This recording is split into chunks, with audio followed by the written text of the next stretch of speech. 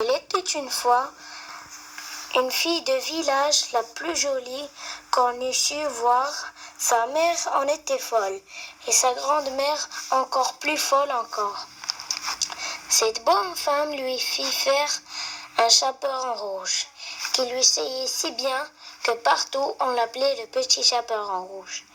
Un jour, sa mère ayant cuit et fait des galettes, lui dit « Va voir comment se porte ta grand-mère, car on m'a dit qu'elle était très malade. Porte-lui une galette et un petit pot de beurre. » Le petit chaperon rouge partit aussitôt pour aller chez sa grand-mère qui demeurait dans un autre village. En passant dans un bois, elle rencontra Compère le loup, qui eut bien envie de la manger. Mais il n'osa à cause de quelques bûcherons qui étaient dans la forêt. Il lui demanda où elle allait.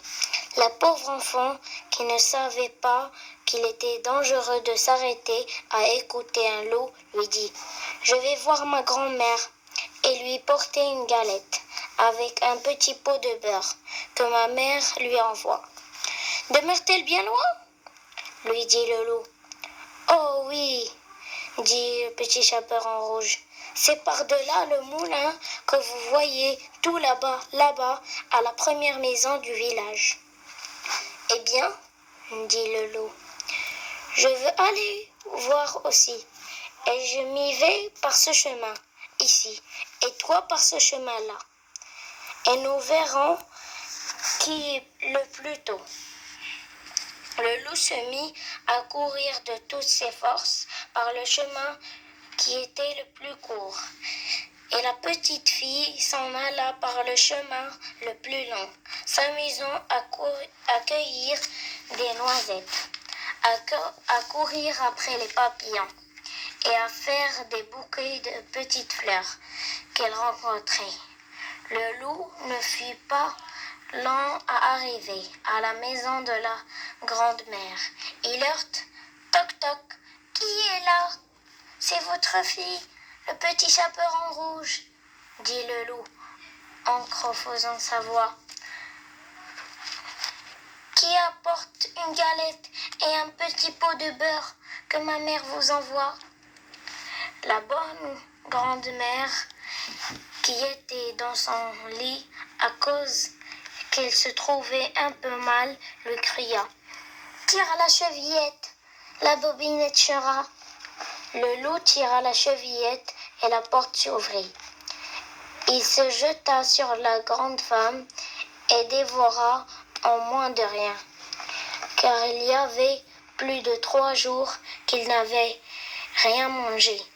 Ensuite, il ferma la porte et s'alla coucher dans le lit de la grand-mère, en attendant le petit chaperon rouge qui, quelque temps après, vint heurter à la porte. « Toc toc, qui est là ?»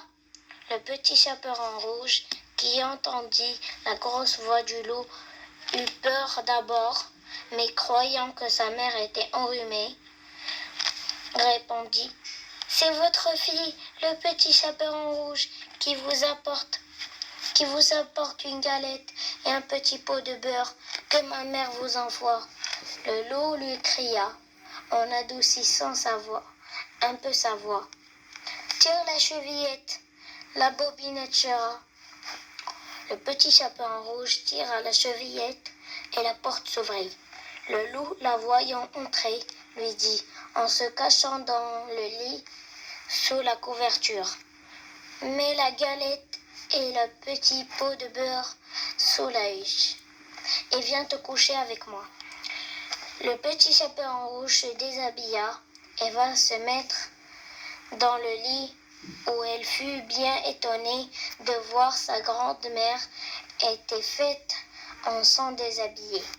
Elle lui dit: « Ma grand-mère, que vous avez des grands bras. »« C'est pour mieux t'embrasser, ma fille. »« Ma grand-mère, que vous avez des grandes jambes. »« C'est pour mieux courir, mon enfant. »« Ma grand-mère, que vous avez des grandes oreilles. »« C'est pour mieux t'écouter, mon enfant. » Ma grande-mère, que vous avez des grands yeux. C'est pour mieux te voir, mon enfant. Ma grande-mère, que vous avez des grandes dents. C'est pour mieux te manger. Et en disant ces mots, ce méchant loup se jeta sur la petite fille, sur le petit sapeur en rouge, et la mangea.